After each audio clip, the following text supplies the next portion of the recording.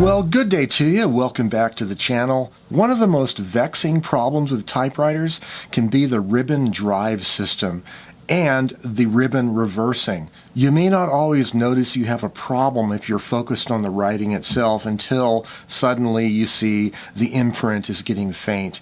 And then you have to figure out what's going on. Even when it's working properly, ribbon reversing only happens at the end of the ribbon. So you don't really know if it's going to happen properly without testing it, and you have to test it on both spools to make sure it's actually working both ways. Well, this came up as a topic because I was working with the Triumph Norm 6, the topic of the previous video, and I noticed I had some issues with ribbon reversing, and I also had a problem with the back tension of the ribbon spools spilling ribbon out too easy and causing problems. So I had to delve into the ribbon system yesterday on this machine, and I learned a few things, and I thought I would share them with you today. Well, we're going to have to get into the ribbon drive system that's underneath this Bakelite cover. So the first thing is to remove the cover. So we're going to start by just temporarily taking off the ribbon spools and just laying them here in the segment. And you may notice there is a screw here, and there is a screw here that needs to be removed, but also in front of the ribbon cover here, and the screw over here also.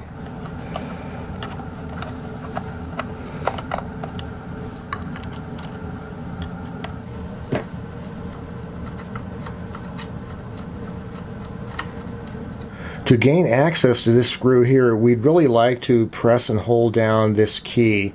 So I'm going to put one of the ribbon spools onto that tight bar and keep it pressed down. And then we can take this screw out. Well, now we should be able to just lift the cover off and set it aside. Okay, the ribbon drive system, you have, of course, the two ribbon spools, and you have these two guides that are the auto-reversing guides, and they operate like that. And then there is a connecting rod running right along here behind the vibrator that connects the ribbon reversing systems of both sides together. So you can probably see that this rod kind of slides back and forth. And then underneath the ribbon spool is the actual mechanism for reversing.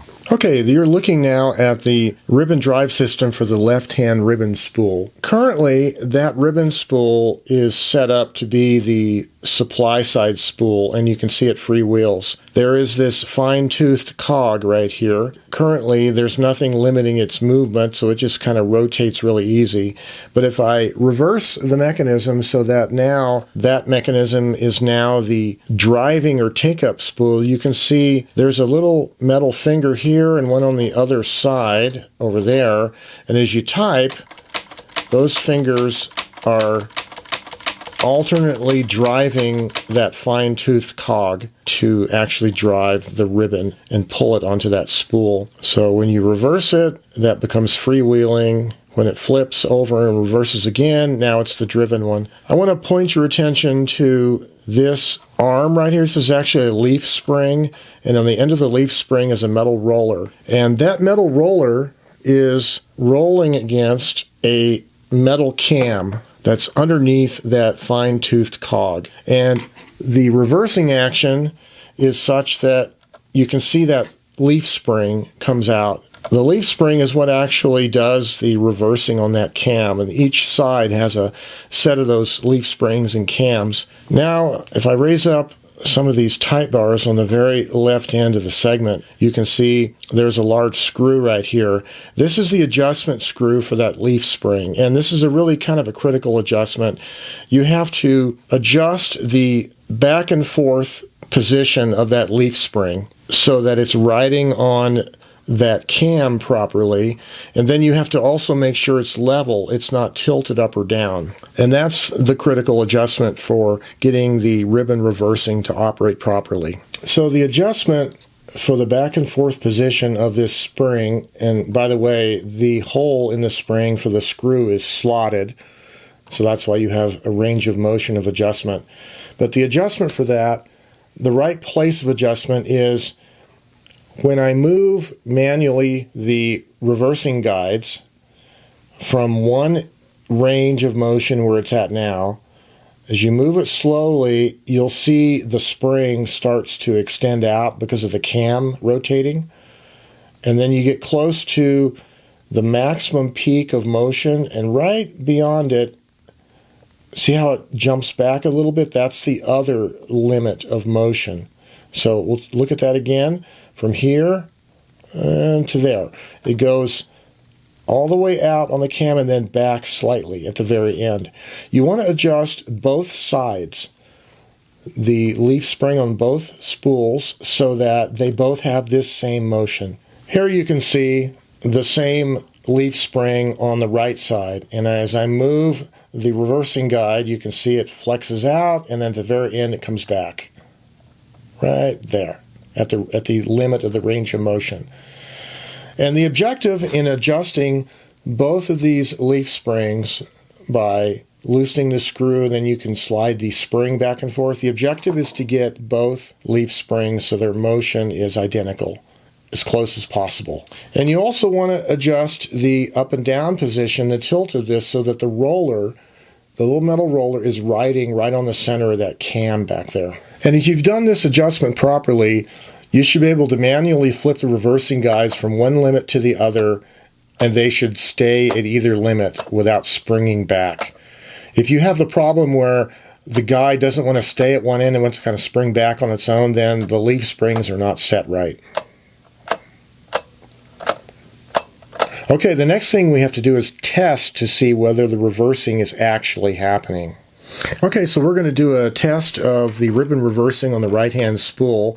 So I've already advanced the ribbon to where you can see the eyelet is showing near the center hub of the spool. And as we type here, you'll see it rotates out until it hits the forked guide, and then it trips the forked guide. You saw the guide rotate to the left, and now the reversing has happened. So it's important for you to know that in order for the ribbon reversing to happen, you need two things. You not only need the eyelet to come up and hit the forked guide, but you need the angle of this ribbon to be rather acute like it is now. And the reason why it is rather acute is because this ribbon is almost empty off of the spool. So this ribbon right here is feeding from the center hub of the spool. And those two things together causes the reversing to happen. Now let's look at the left spool right now. So here you can see that even if I had an eyelet coming out right now to hit the forked guide, it's not going to reverse because the ribbon spool is full of ribbon, and so the angle of this ribbon coming off here is rather flat. It's almost a 180-degree angle, hardly any angle at all. And so you don't have enough of an angle here to help in the tripping of the reversing system. So the reason why I'm pointing this out to you is if you wanted to test the ribbon reversing, and if you think you're getting clever by just like maybe putting a paper clip onto the ribbon here and testing it at this position, it's not going to reverse for you because the angle is too shallow because you have too much ribbon on this spool. And so in order to test the ribbon reversing at both ends, you need to flip the ribbon over. So now I've flipped the ribbon spools over, and now you can see with the red edge up, now the left spool has much greater angle here because we're toward the center of the hub of the spool. Now let's test the reversing on the left side. Okay, so we're looking kind of underneath the carriage return arm, and there's the left side ribbon spool. So we're going to just start typing, and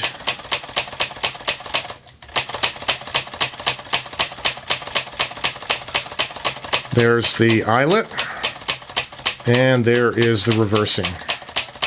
So both sides are now reversing properly. So I wanted to give you a little tip for gaining access to these adjustment screws on these two leaf springs that are critical to getting good reversing action. What I do is I take the outer 3 type bars on each end of the segment, and I jam those 3 type bars together gently and push them forward out of the way So now I have kind of a gap in the middle, and I can put a short flat blade screwdriver in there, and I have room for my hand. And now I can adjust the screw, loosen it up, adjust that leaf spring, and also now I can also go the other way and get the other screw on the right side as well. Well, we do have one more problem with this machine, which is when either ribbon spool is configured as the supply side spool, like for instance this one right now is, so the right hand spool is driving and this left one here is just feeding off ribbon, there's no back tension. There's nothing stopping the rotation, and the problem is you start typing fast and it starts to pull ribbon off rather fast. It ends up over revolving and spilling out. See, spilling loose ribbon out off the spool because there's no back tension on these spools. And so I looked for a long time for maybe an adjustment or something that was missing or whatever, but I really didn't see anything. And so what I've had to do is come up with a makeshift way of adding a little bit of back tension to both sides. And what I'm basically doing is this fine-toothed cog underneath the ribbon spool that does the driving of the spool and give it a little bit of back tension. This piece of cardboard that's bent over and it's kind of resisting bending. It kind of wants to push back. And then I have a piece of double-sided tape, and I'm going to stick this tape against the inside edge of that leaf spring far enough to where the double-sided tape now sticks to the leaf spring. Like that.